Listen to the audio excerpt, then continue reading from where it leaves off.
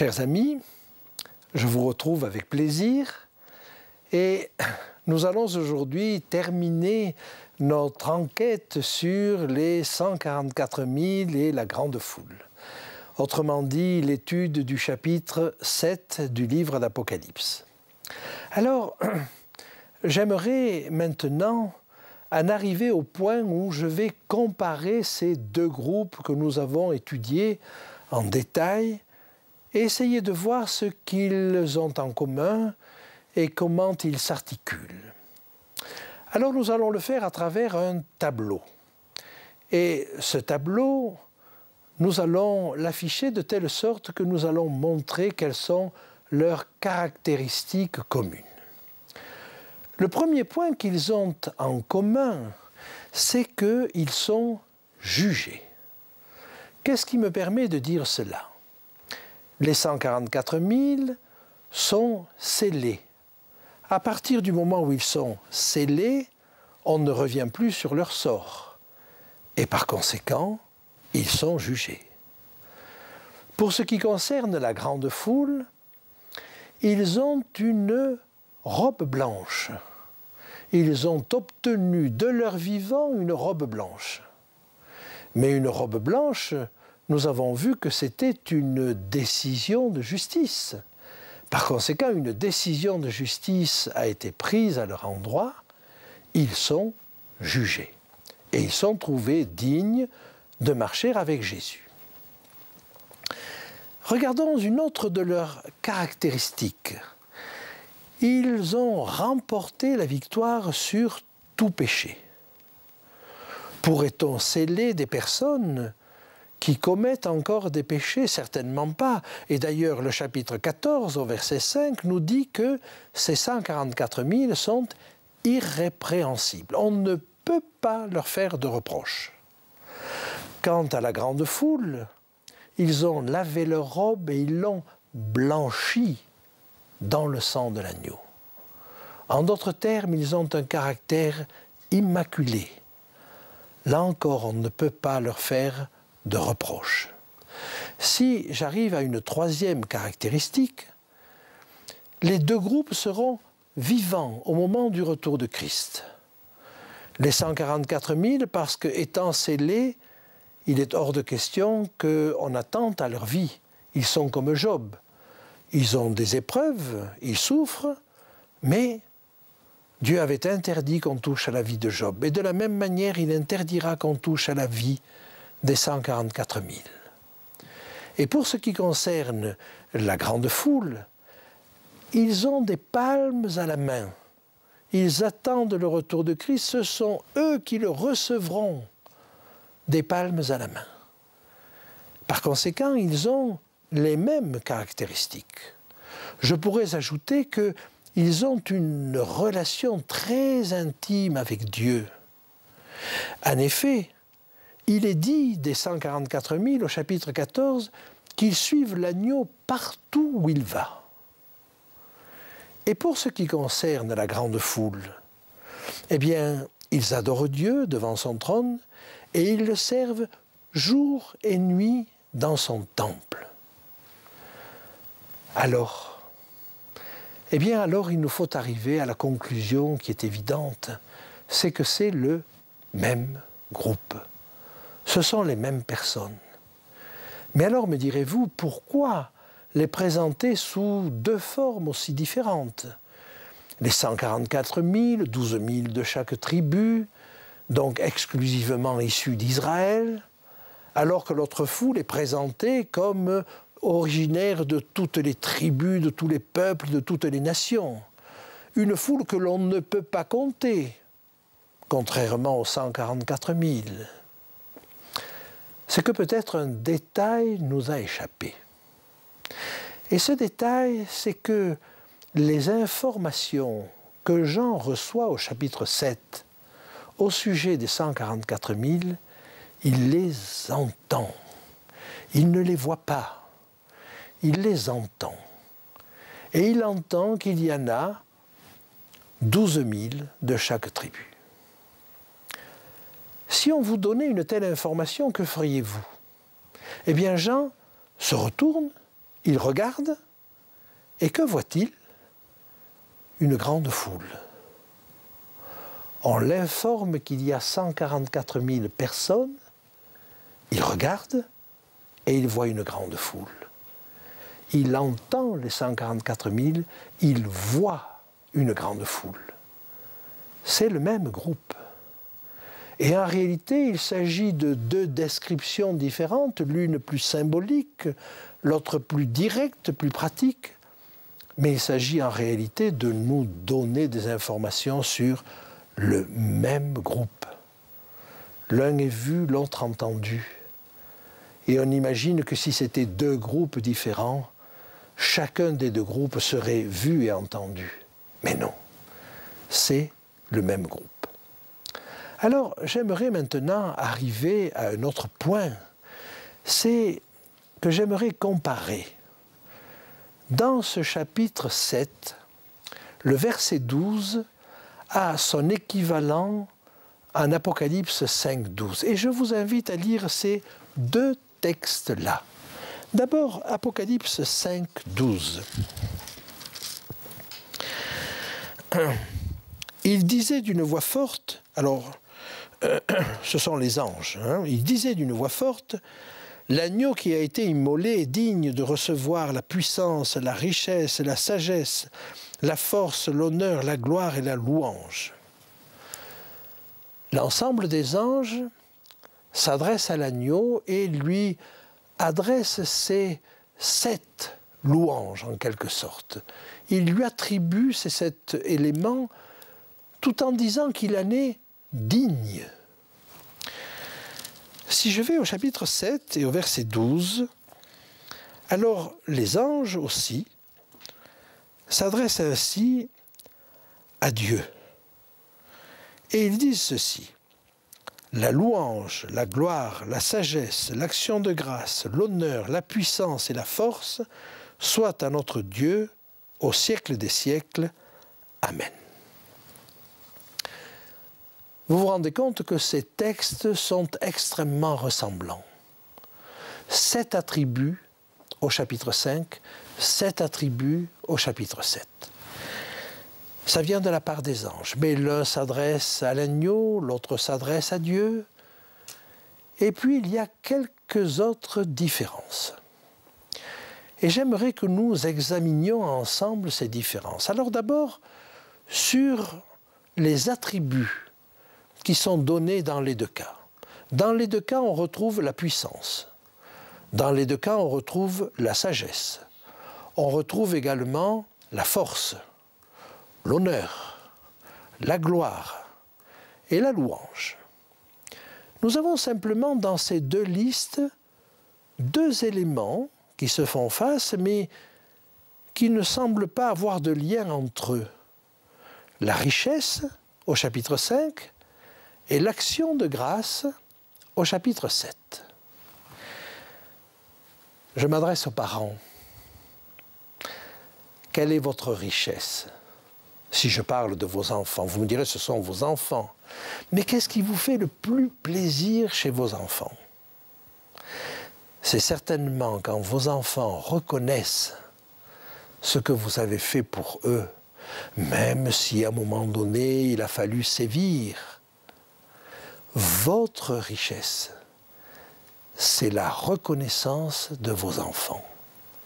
Eh bien, de la même manière, la richesse de Dieu, quelle pourrait être puisque c'est lui qui a tout créé? Mais il y a une chose qu'il ne peut pas créer, qu'il ne peut que susciter, c'est la reconnaissance de ses enfants. Et quand il l'obtient, alors ça, c'est sa richesse. Et vous voyez donc que les deux listes sont équivalentes, sauf que l'une est peut-être un peu plus tardive que l'autre. Mais il y a une autre différence, et que je vous invite à souligner de près. Au chapitre 5, les anges reconnaissent à l'agneau la dignité de recevoir ces différents attributs. Mais qui dit dignité ne dit pas forcément qu'on l'a reçu. Si je dis de mon enfant qu'il est digne d'une voiture, ça peut vouloir dire qu'il sait conduire une voiture, qu'il connaît le code de la route, qu'il est prudent, il est digne de conduire, mais s'il n'a pas de voiture, ça ne sert pas à grand-chose. L'agneau est digne, il est reconnu digne. Mais quand nous arrivons au chapitre 7, alors le discours est différent. Les anges disent « Amen ». Amen au début de la liste, Amen à la fin de la liste. C'est sûr, c'est acquis. Et tous ces attributs dont il était digne, maintenant ils sont acquis. Que s'est-il passé entre ces deux textes pour que l'on puisse ainsi dire que ce qui était potentiel au chapitre 5 devient réel au chapitre 7? Il s'est passé un phénomène considérable. Juste avant cela, les 144 000 personnes viennent d'être scellées. C'est un phénomène important pour le ciel entier. Et l'armée des anges va elle-même reconnaître l'importance de l'événement. Depuis les origines de la terre, il est possible que certains hommes aient été extrêmement proches de Dieu, mais que tout un peuple marche dans les voies de Dieu sans s'écarter, en ayant remporté la victoire sur toute erreur, sur toute faute. Ça, c'est une chose qui ne s'est jamais produite, mais c'est une démonstration. Quand Jésus était venu sur cette terre et qu'il avait fait la démonstration qu'il était possible de vivre en tant qu'homme sur cette terre sans commettre de péché, c'était déjà une victoire immense, saluée par l'univers entier. Mais là, maintenant, ce sont des hommes qui ont été des pécheurs, qui n'ont pas toujours été sans faute, mais qui ont remporté cette victoire dans le sang de l'agneau, grâce au sacrifice de l'agneau. Et là, l'agneau obtient sa victoire. Là, une certitude se fait jour. Ce que Dieu avait proposé à l'homme était possible. Les accusations de l'ennemi sont infondées. C'est une victoire énorme. Et à ce moment-là, les êtres célestes peuvent dire « Amen », c'est acquis. Cette population des 144 000, dont le rôle va être primordial dans la dernière prédication de l'Évangile, a aussi un rôle primordial parce qu'elle justifie toute l'action de Dieu pour l'humanité. Elle justifie les thèses de Dieu. Ça n'est pas une mince affaire. Et je ne sais pas si vous réalisez l'extraordinaire participation que Dieu veut nous donner à la réalisation de son plan. Je vais vous lire dans l'Ancien Testament comme dans le Nouveau Testament 2 textes qui vont nous montrer cela et nous le dire. L'un sera tiré du prophète Ésaïe au chapitre 62. Lisons ensemble. Alors les nations verront ton salut, et tous les rois ta gloire. Et l'on t'appellera d'un nom nouveau que la bouche de l'Éternel déterminera. Tu seras une couronne éclatante dans la main de l'Éternel, un turban royal dans la main de ton Dieu. On ne te nommera plus délaissé, on ne nommera plus la terre désolation, mais on t'appellera mon plaisir en elle. Et l'on appellera la terre épouse, car l'Éternel met son plaisir en toi, et la terre aura un époux. Comme un jeune homme s'unit à une vierge, Ainsi tes fils s'uniront à toi. Comme la fiancée fait la joie de son fiancé, ainsi tu feras la joie de ton Dieu. Quel destin extraordinaire! Nous sommes appelés à faire la joie de notre Dieu. Alors, arrivé à ce point de notre étude, j'aimerais encore vous lire ce texte du Nouveau Testament dans l'Épître aux Éphésiens, au chapitre 1. En lui, Dieu nous a élus avant la fondation du monde, pour que nous soyons saints et irrépréhensibles devant lui. Cela vous rappelle les 144 000. Nous ayant prédestinés dans son amour à être ses enfants d'adoption par Jésus-Christ, selon le bon plaisir de sa volonté, à la louange de la gloire de sa grâce qu'il nous a accordée à son bien-aimé. Ainsi, nous sommes appelés par la sainteté que Dieu veut nous communiquer. Nous sommes appelés à être un facteur de gloire pour notre Dieu. Quel extraordinaire destin! Et il me semble qu'il y a là quelque chose qui est de nature à nous dynamiser. Alors si je veux faire maintenant une synthèse entre les 5e et 6e sceaux, nous avons vu que l'ouverture du 5e sceau permettait de commencer le jugement des morts, des âmes sous l'autel. Mais si je vais maintenant au 6e sceau, qui a commencé avec un énorme tremblement de terre et des signes cosmiques, tous ces éléments-là sont le signe d'autre chose. C'est que le jugement des vivants a commencé. Et pour être plus précis, le jugement des 144 000. Ainsi, on peut résumer 5e sceau, jugement des morts, 6e sceau, jugement des vivants, mais de cette phalange qui est destinée à prêcher, mais à leur prédication, d'autres personnes vont se convertir. Et ce qui va se passer à l'ouverture du 7e sceau, ce sont les trompettes. Les trompettes, c'est simple à comprendre comme symbole. Ce sont les derniers appels à l'humanité. C'est le temps des dernières conversions. Et c'est le temps des derniers jugements. Alors, voilà ce qu'est cette synthèse sur les 5e, 6e et 7e sceaux. C'est le jugement. Et il me reste, bien entendu, à préciser ce qu'est ce 7e sceau. Et je vous invite à lire avec moi ce sceau. Il est au début du chapitre 8, il occupe un verset, et vous allez voir qu'il est assez énigmatique.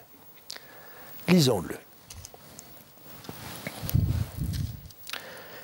Quand il ouvrit le 7e sceau, il y eut dans le ciel un silence d'environ une demi-heure. Quand il ouvrit le 7e sceau, il y eut dans le ciel un silence d'environ une demi-heure. Qu'est-ce que ce silence peut nous apporter? Je crois qu'il a sans doute plus à nous apporter que nous l'imaginons. Mais la première chose qu'on pourrait dire, c'est qu'il faut se remémorer ce qui s'est passé au début de cette scène, dans les chapitres 4 et 5. Rappelez-vous, le ciel bruissait des louanges envers Dieu. Les 24 anciens, les 4 êtres vivants et tous les anges et tous ceux qui étaient sous les cieux, sur la terre, sur la mer, sous la mer, tous les êtres célestes étaient réunis pour une assemblée générale. Et quel était le but de cette assemblée générale? C'est au chapitre 5, ce livre scellé de 7 sceaux qui était dans la main de Dieu. Et ce livre scellé de 7 sceaux contenait en lui le destin de l'humanité. C'était ce contrat conclu entre Dieu, le Père et le Fils pour la rédemption de l'homme. C'était le livre de vie. Et tant qu'un sceau le ferme, le livre est fermé. Mais quand le 7e sceau s'ouvre, alors le livre peut s'ouvrir. On peut enfin voir qui est sauvé. On le savait déjà, mais à travers le jugement, ce qui apparaissait sur la partie basse du livre, ce double document. Là, on va pouvoir comparer les deux documents. On va pouvoir comparer ce qui est issu du jugement que nous venons de voir et on va pouvoir comparer avec ce que Dieu avait écrit dès avant la fondation du monde et réaliser que Dieu avait tout vu, savait tout, avait tout compris. Non pas qu'il ait prédestiné chacun, mais il avait vu à l'avance ce que seraient les choix de chacun. Et ces choix, il les a respectés. Il est allé jusqu'au bout. Il a fait participer tous ceux qu'il a pu à ce jugement pour qu'on ne puisse pas l'accuser de favoritisme. Mais au bout du compte, au bout de ce jugement, on verra que les deux listes sont les mêmes. Alors, quand s'ouvre ce 7e sceau, c'est un silence dans le ciel, parce que chacun prend connaissance de ce qui est écrit dans le livre. Et c'est un moment solennel pour tout l'univers. Et dans ce silence, et sans rupture dans le texte, le verset 2 du chapitre 8 nous dit que 7 trompettes sont données aux 7 anges qui se tiennent devant Dieu. À ce moment-là commencent les derniers appels à l'humanité. Ça, c'est ce que nous verrons la prochaine fois. Mais ne voulons-nous pas être dans le livre de vie? Il dépend de nous, et non pas de ce que Dieu a écrit dès la fondation du monde. Il dépend de nous d'y être. Et tout l'objectif de Dieu, tout le plan de Dieu, c'est de nous amener à nous voir tels que nous sommes, non pas pour nous accuser, mais pour qu'il puisse œuvrer pour nous. Ne voulons-nous pas être vrais devant lui, nous reconnaître tels que nous sommes et lui dire « Seigneur, guéris-moi ».